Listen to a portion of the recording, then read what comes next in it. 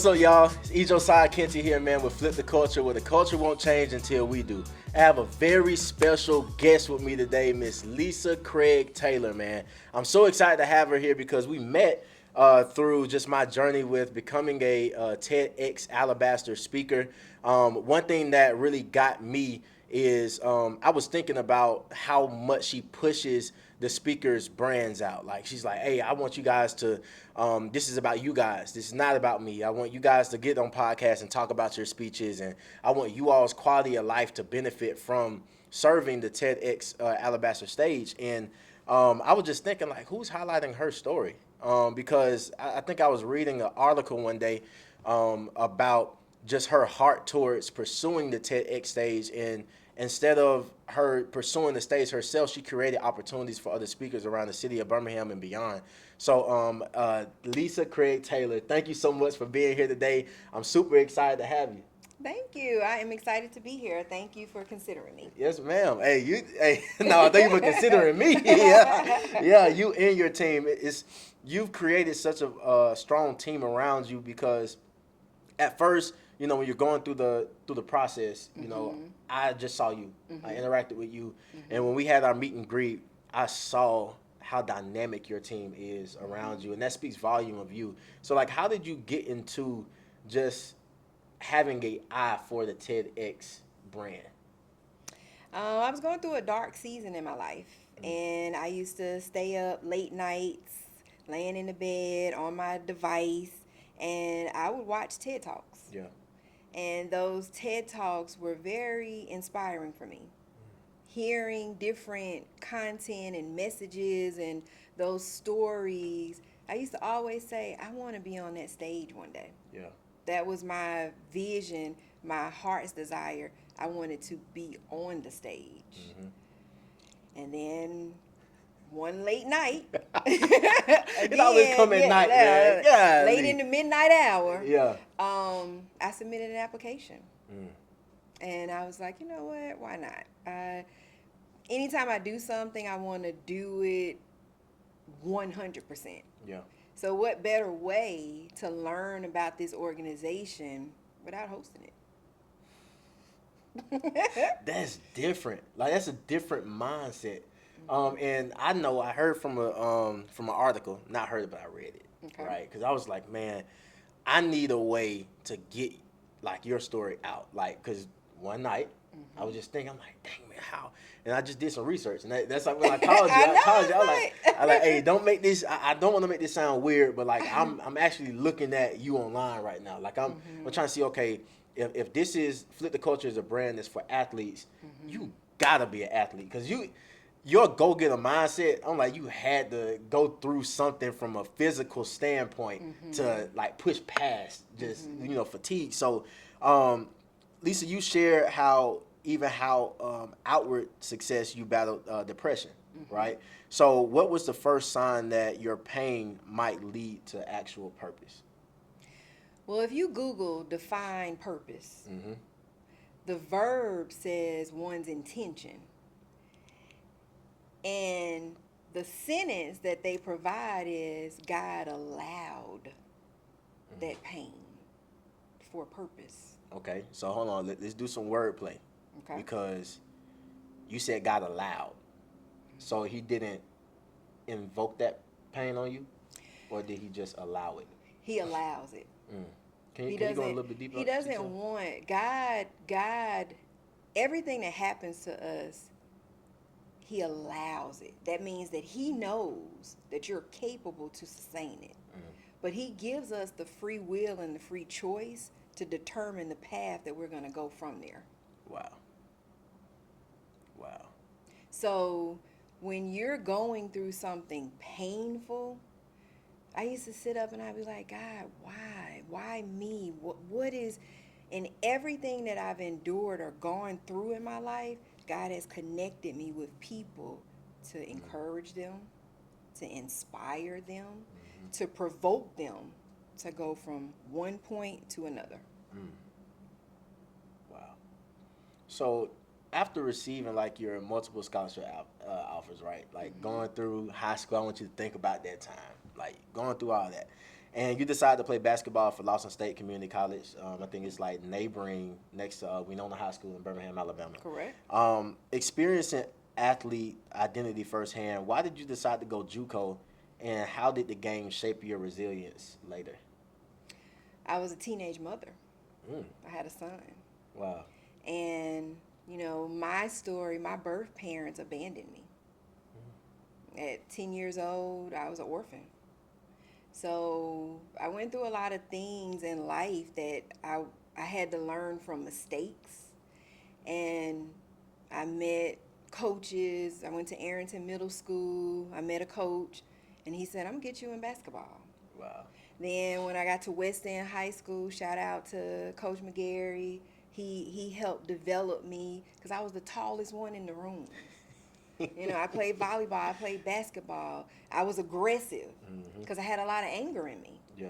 So they taught me how to use that anger defensively. And I'm competitive. Wow. I wanted, when I'm playing, my goal, I'm trying to be MVP. One year he tried to give 2 players MVP. Nah, coach, it's only 1 MVP. We got to pick. You know, so when it came time for scholar MVP, made it to state playoffs, statewide recognition, scholarship offers coming in from everywhere, but it requires you to stay in a dorm. You can't live in a dorm with a child. I never wanted my children to go through what I went through. So I chose my child. I wanted to be with my son, and Lawson afforded me that opportunity. Wow. That's amazing. And you said something profound just then, that your pain was the fuel to how you were very competitive. It fuels your competitive nature to make you a major force on the defensive side, right?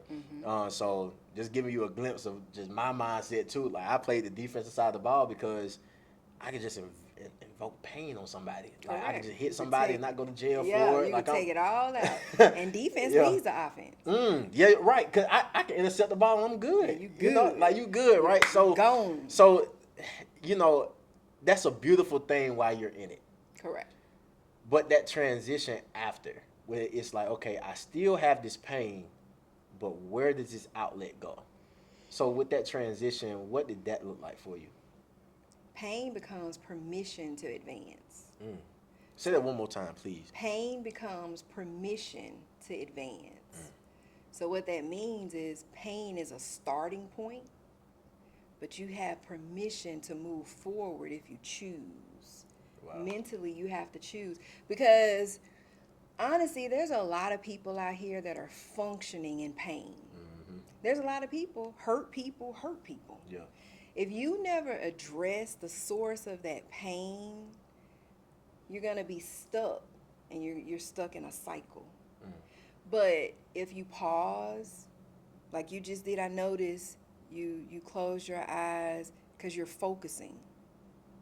You have to pause, you have to breathe, you have to embrace the stillness so that you can move forward. Wow. Or you'll become stagnant. You can be 30 years old still dealing with 10-year-old pain. Wow. So you can really be 30-some years old, 40-some years old, and you're reacting as if you were a 10-year-old. One thing can happen, and you'll revert back to that 10-year-old trauma. Wow. And dealing with pain can look like writing in a journal. It could look like deep breaths.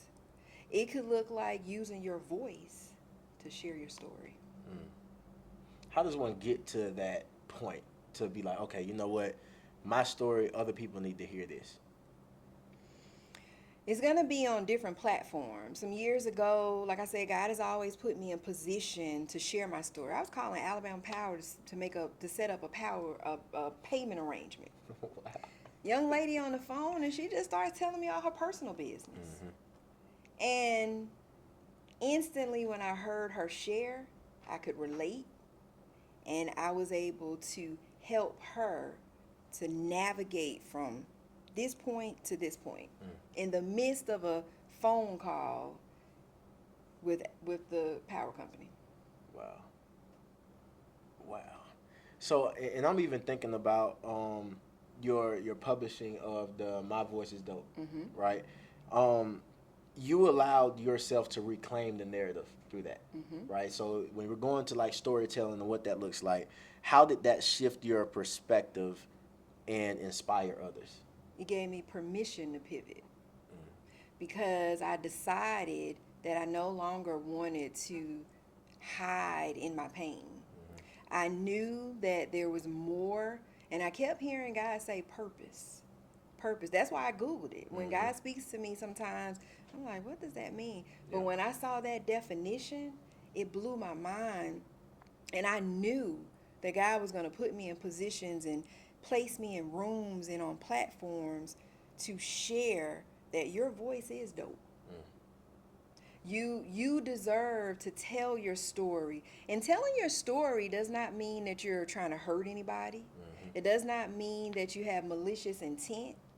Your story deserves to be heard because there's someone else out there right now that needs to hear that somebody else made it to encourage them to make it, to encourage them to move, Yeah. to encourage them to have the you look at, oh my God, I can't do this. I don't know how to do this. But if I tell you, well, when I went through something similar and this is what I did, that gives you the courage to say, I can do this too. There's power in your voice. Yeah. That's your superpower. So with you said that God speaks to you.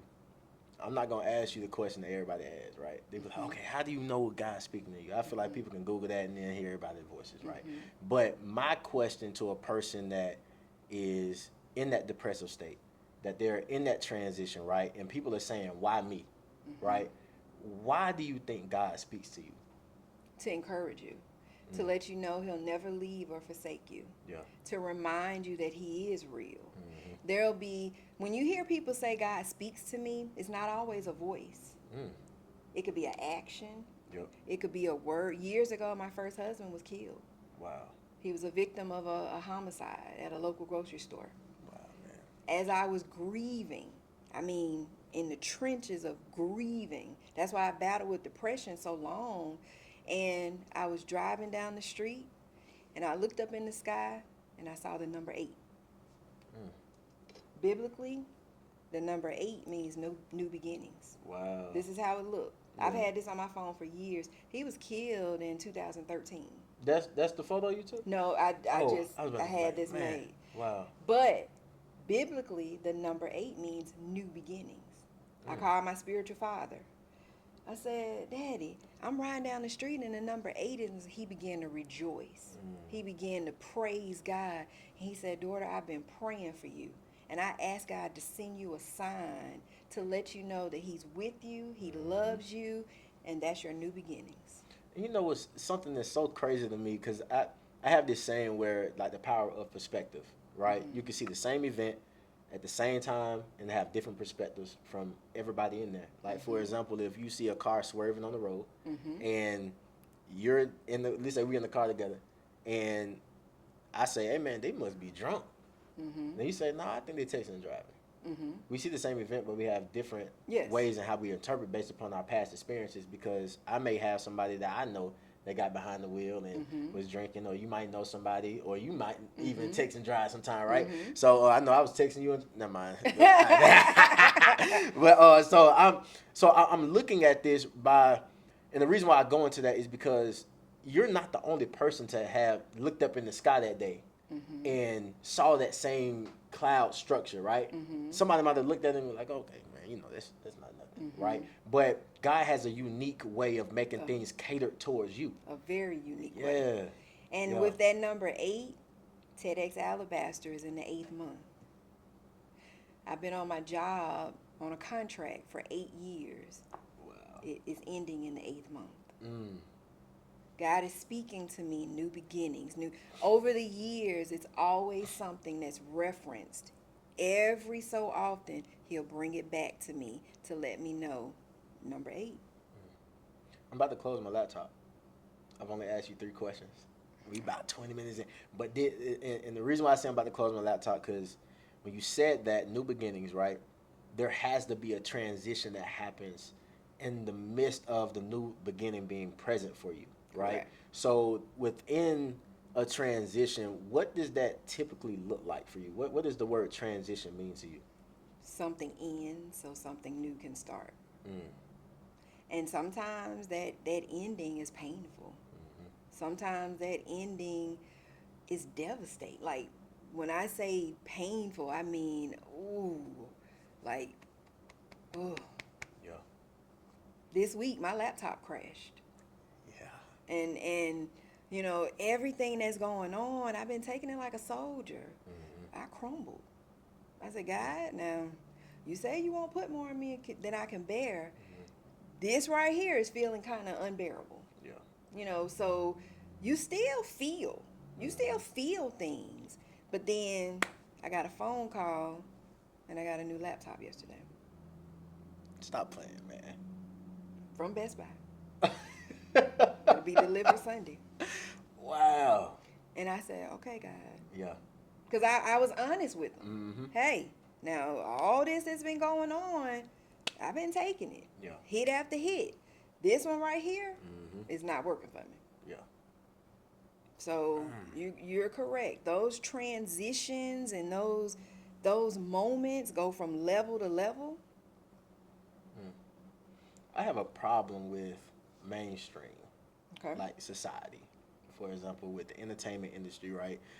We've become desensitized from a generation of transitions. And what I mean by that is, you played sports. For the mindset of an athlete, let's say for a basketball transition, right? Transitions aren't beautiful. Okay. For example, if a coach calls a timeout, depending on what side of the playing field your team is on at the moment, you can get your tail cursed out. Yes. Right? The coach can get inside. Like, so it's like in that moment, what does the crowd do?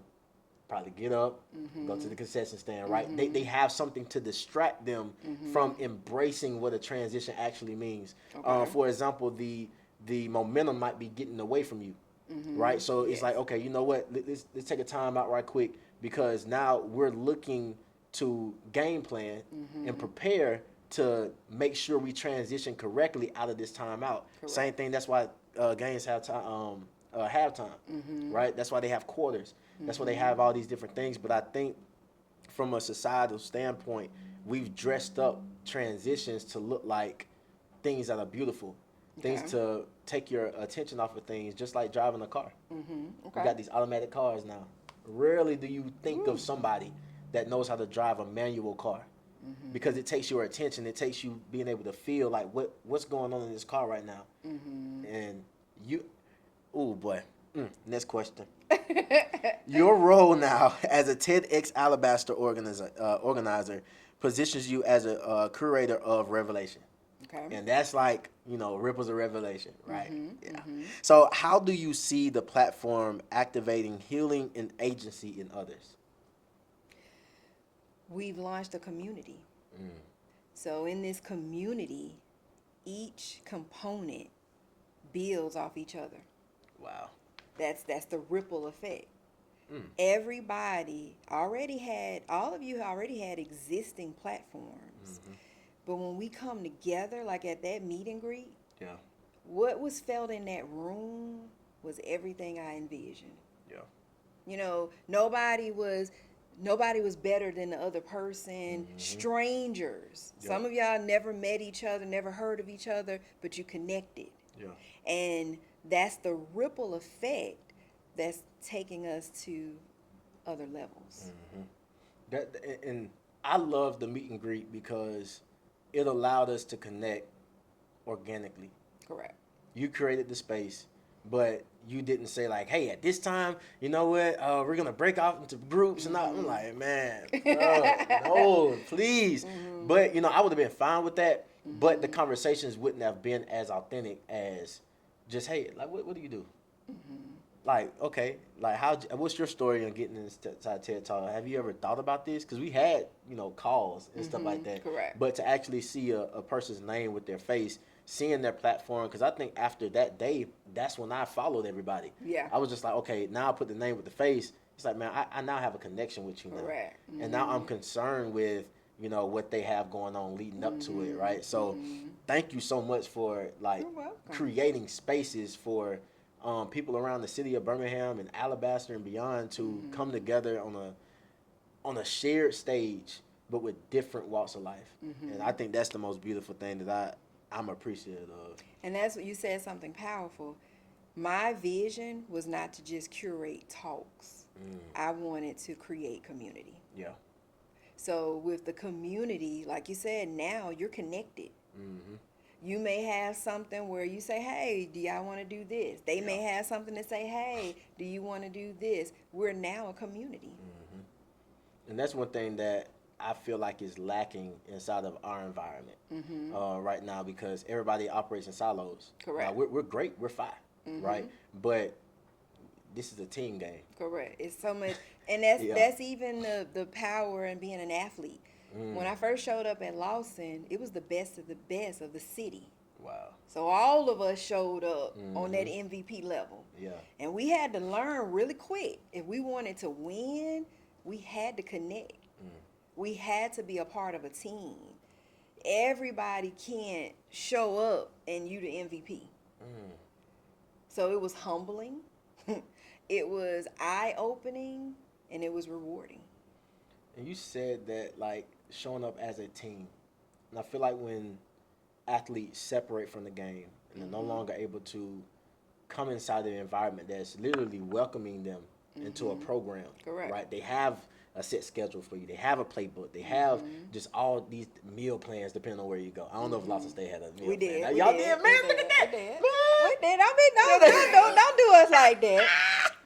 We just found out. We said, shoot, as far as we concerned, we don't do us like that. We had a meal plan. Yeah. So I have a random question. So after you got done playing, right? Because you know you got training, you have all these different things. I don't know if did they provide insurance for you guys? Like, yes. If you, okay. So when I was at Murray State, I never went to the doctor. Unless I was sick and I needed like medicine, right? I went to the trainer for everything. They made sure I had 20/20 vision on the field, right? Like if I had pain, the trainer provided the medicine, Same right? with us. So dental, like you know what I'm saying? Like it's okay. They have everything laid out. Okay. When was the next time that you like went to the doctor apart from you playing the sport? Like, was it years? Was it? I was an adult. Yeah.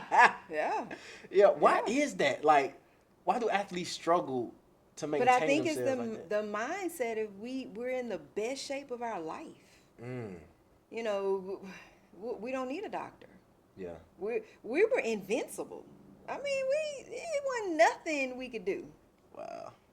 So it's a mindset. It's definitely a mindset. Yeah, man. I gotta go back and get my eyes checked. I haven't worn glasses or contacts since I stopped playing ball, and that was 7 years ago. I'm like, bro, I don't need to see a ball no more. As long as I see objects and I can see the road and I can drive, I'm good. And I have a strong astigmatism in my left eye. Fun fact. Yeah. My mom and dad gonna get me on that. But so balancing your professional life with personal mission, what daily structures have you maintained emotional wellness and clarity regardless of serving in multiple roles? Mindless moments. Mindless moments are priceless. So in my professional career, I'm a technology supervisor. I have a team of about 18 people. They're constantly pulling on me. With TEDxAlabaster Life, I'm working with 14 speakers, the team, the vendors, the sponsors, they're constantly pulling on me. I have to create, embrace, and provoke mindless moments. That will include my writing. Okay. That will include my breathing, my exhaling, and just being still to just enjoy the silence. Yeah. You come to a point in your life where you have to enjoy the silence. Drown out the noise. I was listening to a pastor one time, and he said that a lot of people don't enjoy silence because that's when you hear your thoughts. That's true. Mm.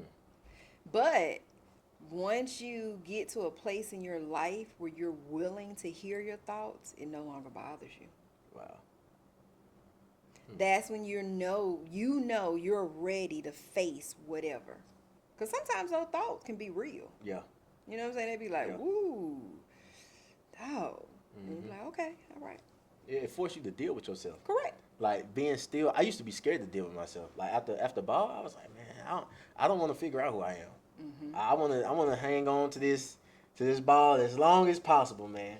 But if you think about it, when we were athletes, our coaches told us who we were. Mm. They guided us. Yeah. My coach, one time, he called a timeout. We was at Parker High School. And he said that girl was pushing me around too much. He said, I need you to get her. Yeah. Like you said, he called that timeout. That was he got on me. That was my reset. When I went back out there, I got her. Wow. So we didn't really think for ourselves much. Mm. So thinking for yourself, okay? Like let's go into the mind a little bit, because you read my outline, and I've been practicing. I sent it to my homeboys and stuff, man. I like man, like one of them was like, bro, why you sound like that? I'm like, cause I read it, bro. Anyway, so in my TEDxAlabaster talk, I emphasize new arenas on athletic psychologies.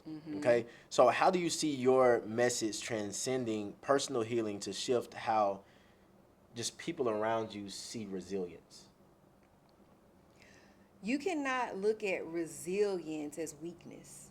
Mm. Resilience is overcoming. Resilience is where you own.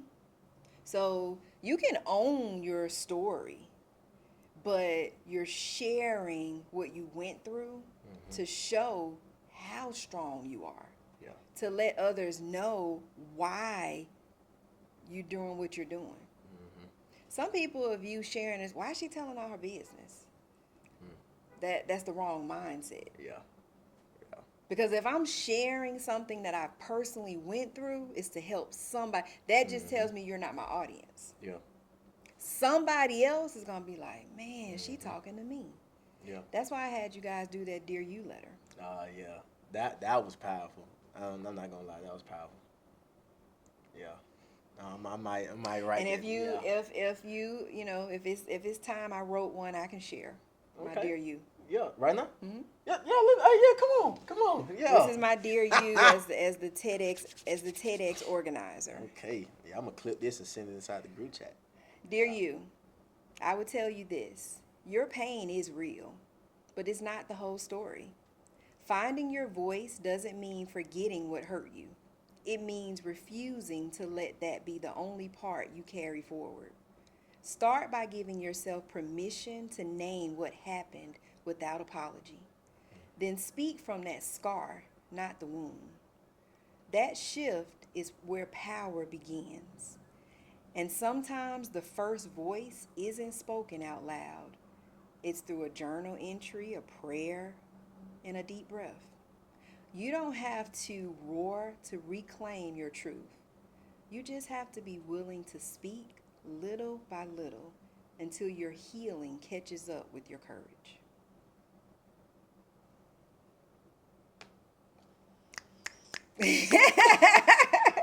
No, man. Sometimes you just gotta sit in it, man, because that was.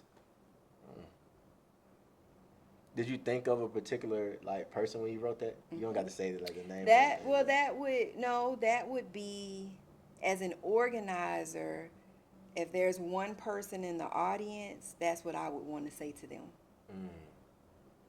That, that pain, it does provoke purpose. And whatever you're currently facing, you won't understand it now, but it will help you one day help somebody else. Wow. That's amazing.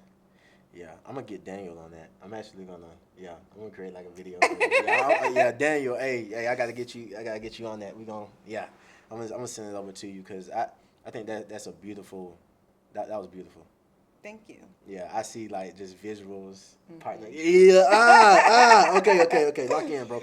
All right. So, what would you say to someone whose pain is still their defining narrative, and how can they find their voice? I think we hit on the finding the voice, but somebody Mm-hmm. that's dealing with the narrative of like, man, you know what? This pain is just my identity. I'm like, it is what it is. I'm complacent. You have to be willing to look past what you're going through, because looking at the pain is staying in that pain, in that season. If you can try to, because it all starts with your mindset. And if you can try to push past that obstacle, think about it when we were athletes, when we were out there on that field and coach would put something in front of us and he'd say, go through it. Yeah. You know, go through it. Go through it. Think about how hard you pounding that thing and you telling what you telling yourself, I could do this, I could do this, I could do this, I could do this. And then when it happened, you be like, yes, I did it. That remember that feeling when you did something that challenged you? Yeah. Like you were you were in the trenches like, man, God, am I gonna be able to do this? But once you did it, how did you feel? I feel great. Invincible. That's that's what we have to do when we're facing trouble, pain, trauma. You gotta mentally tell yourself, I will not be here forever. Yeah. This is not my final destination. And the more you speak that to yourself, one day, one moment, in that moment, it's going to click and something's going to change. Wow. Think about the last time you really went through something that was heartbreaking. Like just, oh my God. You know, we tend to feel like the world has ended. But look at you right now. Yeah. You made it through. Yeah. And sometimes you don't even realize, like, dang, when was that? How did that happen? Sometimes the transition. Yeah. You know, think about transitions in videos and you know, it's quick. Yeah. Those transitions go quick. But in that moment, it feels like forever, but that transition can be quick.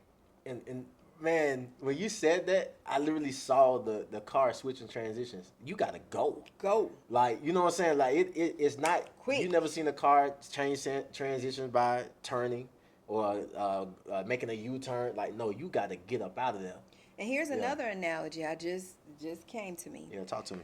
We're sharing stories where a lot of people see the highlight reels. Yeah.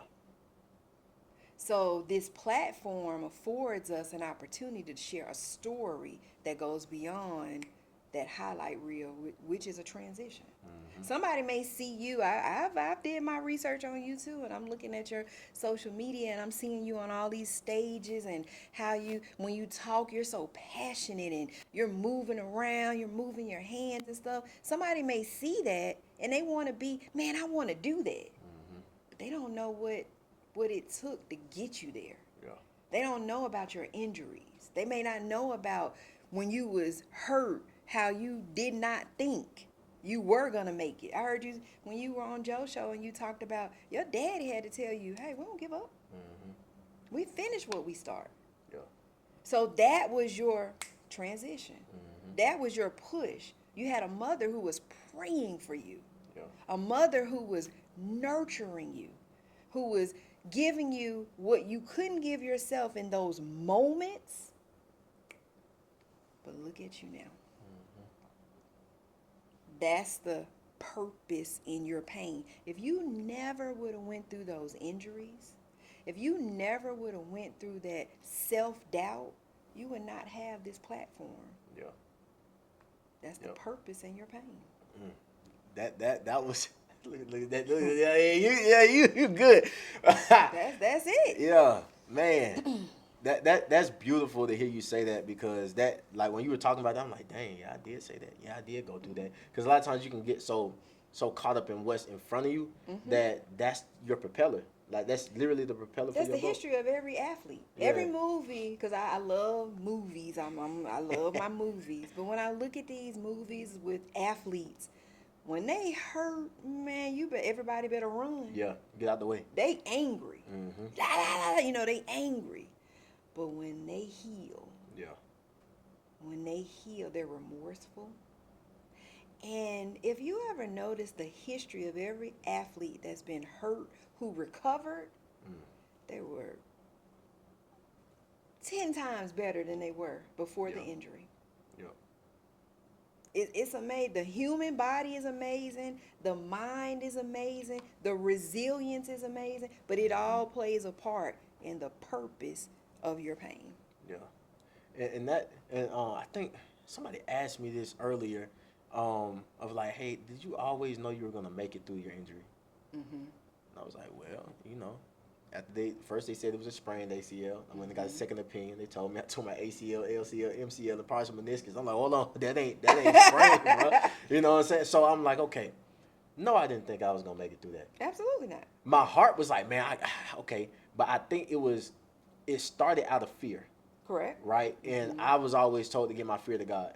So I said, God, I don't want to come back to Birmingham because all I knew was football at the moment, and I feel like this is a premature way to leave. Like, you know, so I was like, okay, if I haven't taken care of my business of capitalizing on this opportunity, like, God, if I give you this fear, I want you to dictate what the outcome is. Okay. I'm going to handle my stuff on the field, right? So when I got out of surgery, the doctor said, hey, well, I asked him, I said, hey, can I play again? He said, well, that's up to you. I did my part. It's time for you to do yours.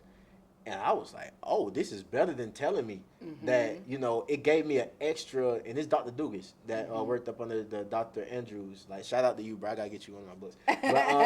But like, him saying that, I was like, bro, like, you just told me that you the best out here. He gave you hope. He gave me hope. Because of what he knew he did on his part. I'm like, dang, like, I got to show up now.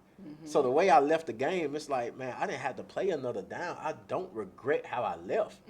But the way that I processed it, leaving in that transition, it was tough. Like, it doesn't matter how you separate from the game, whether you got injured, whether you won a state championship, whether you won a Super Bowl. We get players all the time on ESPN saying they went back out of retirement. I'm like, bro, you just won the Super Bowl, bro. Why you leaving, right? Because it's that passion. It's the passion. They don't know where to put it. They don't know what to do with it. It's the passion. Oh, boy. Man, I had a beautiful time with you. Like, do you have anything else that you would like to share with the audience? Especially, like, with TEDx? So, TEDxAlabaster, August 15th. Shelby County Arts Council. You want to be in the room. This is an experience. So here's the thing. We're making history. Yeah. This is a series of firsts. I'm a first-time organizer. Every speaker is a first-time TEDx speaker. So you want to be in the room so you don't hear about it secondhand. Yeah. You want to experience like what we experienced at that meet and greet. Imagine that same energy the day of this event. Gotcha. I love that. So what can the TEDxAlabaster community and also the Flip the Culture community do to aid, like, My Voice is Dope? Like, how can we help? So My Voice is Dope is a story that was featured by Hallmark Mahogany. They just picked up another one of my stories. You are capable of extraordinary triumphs. Congratulations. Thank you. Yeah. So do what you're doing. I appreciate this opportunity to come on the platform. Follow me on social media, Instagram, Facebook. Go to Hallmark Mahogany website. Leave a comment on my story. And invite me out. I love speaking. I love sharing. You know, I want to get out here. This is a movement. And I want everybody to understand your voice is dope. Yeah. I want everybody to understand you are capable of extraordinary triumphs. I want everybody to understand that your voice is your superpower. I want everybody to understand you don't have to be silent. Don't suffer in silence.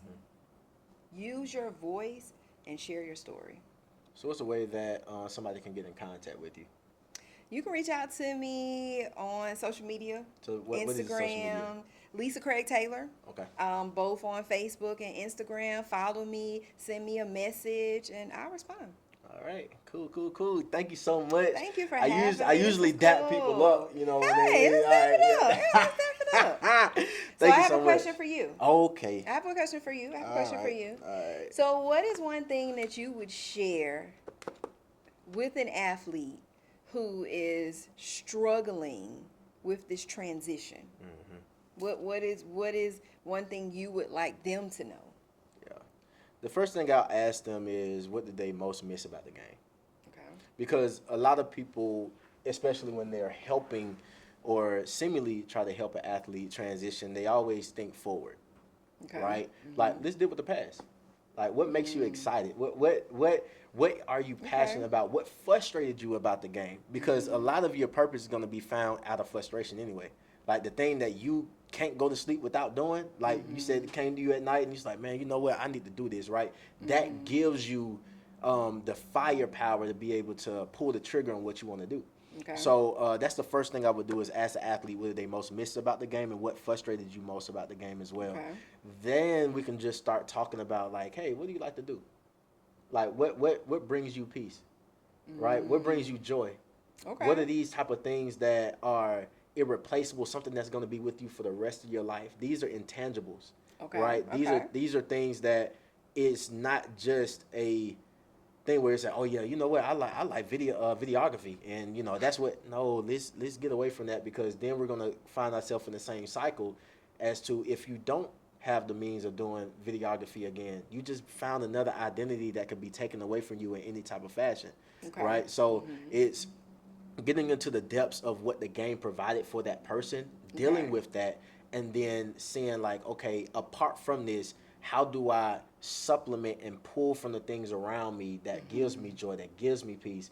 And then we can start to look at how we can add value outwardly. But we have to pull Gotcha. things in inwardly first to be able to express it outwardly. That's Okay. that's how I'd start. All right. Good. Yeah, that was crazy because I've never been asked that question before. I mean, hey. Yeah. Okay. Well, that's good, because because one of the biggest things for me with coach, you know, like I said, we can win a game. Yeah. We feeling good, and after the game, you still fussing. Yeah. Coach, can we celebrate? No, we got to think about the next Next game. game, yeah. Like, what? Man, hey, my coach used to tell us, hey, on the bus ride back to the school, celebrate. But once we hit that school again, the coach is already upstairs watching film. This back in high school, I'm like, dang, coach, Yeah. bro. I'm like, can we have our moment? So, you know, Yeah. that's because a lot of people, it's the transition mentally. That's the struggle. Yeah. We're our biggest enemy a lot of times. If we can change our mindset on a lot of things, so many things will get easier. Yeah. So, you know, I just wanted to ask. Man, thank you. I feel like I should have answered that in your seat, and you should have mine. But it's okay. I can probably edit it and then flip it. Yeah, maybe. and then maybe one time invite me back. I'll interview you. Oh, stop. Okay, all right. I'm kind of scared, but I'll you do know. it. I Okay, got you. okay. All right, bet. All right. We'll do that. Thank you so much. Thank Hey, you. flip the culture. Well, the culture won't change until we do. Thank you so much. Stay tapped in. Like, comment, and subscribe. Share it with a friend. Love y'all. See y'all next time.